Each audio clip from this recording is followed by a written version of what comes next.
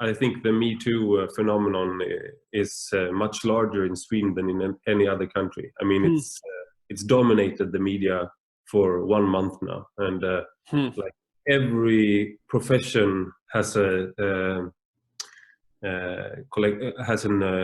Me Too sort of article with thousands of women signing on to it.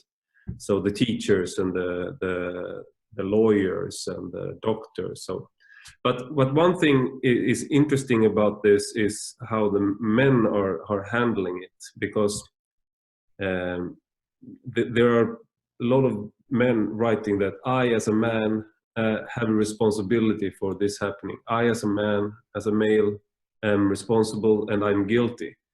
And actually, it was so there are a lot of articles like that. And then one of the men that was accused of doing something inappropriate, it was the former party leader for the left radical party. And the thing he had done was not so reprehensible. He had approached a woman, and then she had said no, and he had apologized, but then she didn't accept that, and now he's under investigation, police investigation, and we have this sort of witch hunt going on. Yeah, well, I've thought for years that one of the outcomes of this is that almost all manifestations of male sexuality are going to be brought under legal control. And he actually wrote an article that said, yes, I'm responsible. And because I say I'm responsible, I'm better than the majority of men's reactions to this. So actually, he turned the thing that he was being under investigation into, because he showed that, because he showed that he was better. Yeah. So it's, yeah, well, it's very Maoist, eh? I mean, the whole idea was that you were supposed to come to terms with your class guilt and then confess, and then indicate that you could be brought back into the ideological fold properly. The thing is, it's a lot of muddy thinking. It's like, well, men should take responsibility for their aggressive sexuality, and they should incorporate it, right? Because if you repress it, it just comes out in the most ugly way. So, I mean, part of the idea is that boys should be socialized like little girls, but that's complete rubbish. In fact, even little girls perhaps shouldn't be socialized like little girls, but whatever. I mean, that's beside the point. That aggressive capacity that's associated with sexuality, as well, as Freud pointed out so long ago, needs to be integrated within the personality so that it's under control, right? And then it's the hint of darkness, and it's the capacity for malevolence, but it's brought under civilized regulation. And so then you get to have your cake and eat it too, right? You can be strong and potentially dangerous and mysterious and all of those things that are definitely attractive. That are attractive features of men, not only to women, but also to other men. So you have to take responsibility for that. But that doesn't mean that you should identify yourself as the member of a guilty group because of a class-based accusation, right? That's just, you're not guilty as the member of a class. I mean, that's part of the reason that I've been pushing so hard against these postmodern neo-Marxist ideas, because one of their essential predicates is that you can be guilty as the member of a class. And that is, I don't know if there's a more dangerous idea than that. There might be, because, there's a very large number of extremely dangerous ideas, but that one's up near the top. Yeah. It's happening to a great degree in the United States too, lesser so in Canada, but every day there's another, slew of influential men who are being outed for their past sexual misbehavior, and that's I don't have much to say about that, except that to use that as evidence for the group-based guilt of men as such. Yeah, well, whatever. It's going to get a hell of a lot worse before it gets better, I'm afraid. I think this is also, I would like to ask you about this as well, because as a man growing up in a country like Sweden, you have to, I would say that I think a lot of boys at least are confused what it means to be a man. And then you have these public figures, adult males, admitting to collective guilt and trying to be sort of the new male, which admits to guilt, the feminist, the good man. And if you're the The castrated fat tomcat of a man resting on top of the warm TV, whose what would you say, moral virtue consists in his harmlessness. Exactly. Sad. And what's I mean, what's the advice to give to, because what I find, I see a lot of men trying to find their way and trying to find out what it means to be a man. And I think that's a lot of them turns to you and or a person like Jocko Willink that interviewed you, and because you're and why do you think that is? I mean, is it because it doesn't seem you're not sugarcoating life. You're not giving them. No, well, and the funny thing about, well, there's a couple of things that I'm doing that are different from what people usually do, you know. So in the last 20 years, the constant message to young people is self-esteem, feel good about yourself. It's like, I don't buy that. I think that you look at yourself in the mirror and you think, Jesus Christ, I could be a hell of a lot better than I am. Yeah. And so, and the thing is, there's nothing more complimentary to tell a young person than that. It's like, look at you, you're a wreck. Grow the hell up. There's so much more to you than you're manifesting that you can hardly imagine. It's like, well, you think that's a criticism. It's like, no, it's not. It's a great compliment. It's like, look at how much more you could bring out into the world.